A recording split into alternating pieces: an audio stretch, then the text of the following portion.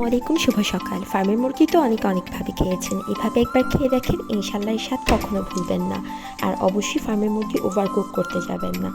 আমি তেলের মধ্যে প্রথমে গরম মশলা, এলাচ, দারচিনি আর দুটো তেজপাতা দিলাম। আমি এখানে হাফ ফার্মের মুরগি রান্না করব, তার জন্য দিয়ে দিলাম 1.5টা পেঁয়াজ।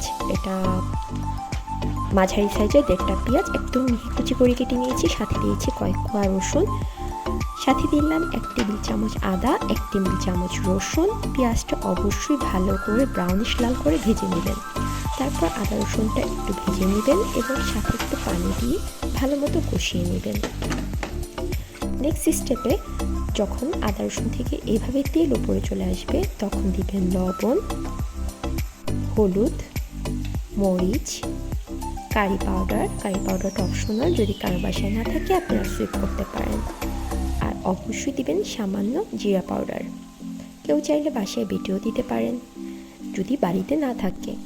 তারপর আমি এটা ভালো করে পানি দিয়ে এই মশলাগুলো কষিয়ে নিয়ে মুরগিটা দিয়ে দিব। মুরগিটা আগে থেকে ধুয়ে ভালো করে পানিটা ঝরিয়ে নিয়েছি এবং সামান্য লবণ মিশিয়ে রেখেছিলাম। এটা ভালো করে কষবেন এবং অল্প অল্প পানি দিয়ে বারবার করে ঢাকনা দিয়ে কষিয়ে নেবেন। যখন এই পানিটা দেখবেন শুকিয়ে এসেছে, আবার ঢাকনা খুলে সামান্য পানি দিয়ে কষিয়ে নেবেন। যদি কেউ ভুনা করতে চান, এই পর্যায়ে হয়ে যাবে, কারণ পানিটা ওভারকুক করলে এইটার স্বাদটা নষ্ট হয়ে যায়। আর যদি কেউ এটা ঝোল করতে চান, তাহলে আমার মতো এই পর্যায়ে আলু দিয়ে দিবেন। আলু দিয়ে যখন আলুটা আর মুরগিটা প্রায় 80% সিদ্ধ হয়ে আসবে, তখন পর্যাপ্ত পরিমাণে পানি দিয়ে ঝোলের জন্য একটা বলক তোলার জন্য অপেক্ষা করবে।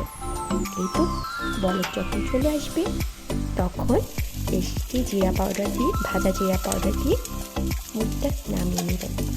লুকিং ভেরি ডেলিশিয়াস এবং এটা খেতে খুবই স্বাদের হয়।